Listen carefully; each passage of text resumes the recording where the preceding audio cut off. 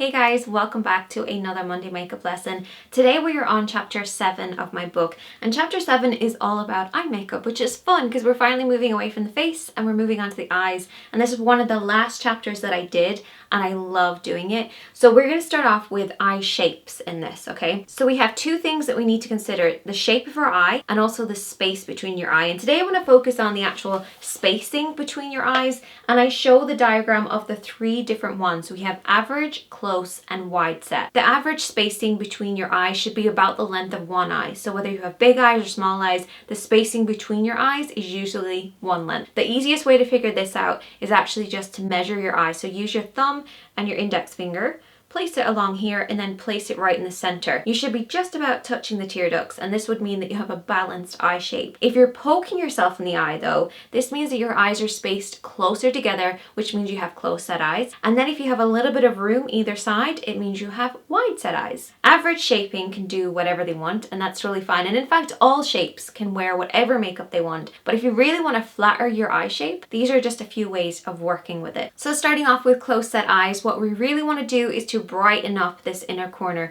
So as much lightness and highlighter as you can apply to this inner corner and even the side of your nose will push the eyes apart and make them a little bit more balanced for you. When you're applying your darker shades in the crease, you actually just want to come about halfway point. The halfway point is as far as you want to come in. If you bring it any closer, you're going to push your eyes closer together, and you probably naturally have kind of a contoured effect above here, so you won't really need to add to it. When you're applying mascara, you actually want to bring the mascara outwards, and this will pull the eyes outwards and really elongate them and pull them away from the center, making them appear a little bit more balanced. And when you're choosing false eyelashes, you actually want to go for ones that have a flared edge, that start a little bit further out, even trimming off the inner corner just so they start a little bit further out, and even just apply some individual lashes on the outer corner just to lift and pull the eyes apart. And the very last thing to do is to use your eyebrows. Now this goes against the rules, but if you take one or two hairs from just this center point here, this will actually open up that area and make your eyes look further apart.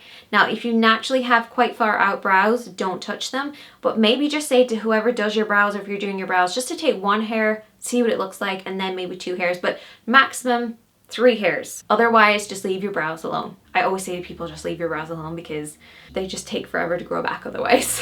Now, wide set eyes are the opposite. So we really want to darken and pull the eyes closer together. So instead of highlighting this inner corner, we actually want to darken the whole lid and then just apply our highlighter in the center. So do a spotlight eye instead of doing that really highlighted inner corner. When you're blending your contour shade or your midtone, bring it all the way in from the outer corner all the way in towards the nose. I do this a lot in a lot of my videos because my eyes can look a little bit further apart. And when you're applying mascara, what we want to do is we want to work in and then up, and then just on the outer corner, just kind of work upwards rather than out. And this will just make your eyes look closer together again. And it's the same with false eyelashes. We want to go for the same length, ones that aren't heavy on that outer corner, and just kind of keep the shape more curved and rounded. And this will push our eyes closer together. And the final step for those brows is start the brows in a little tiny bit.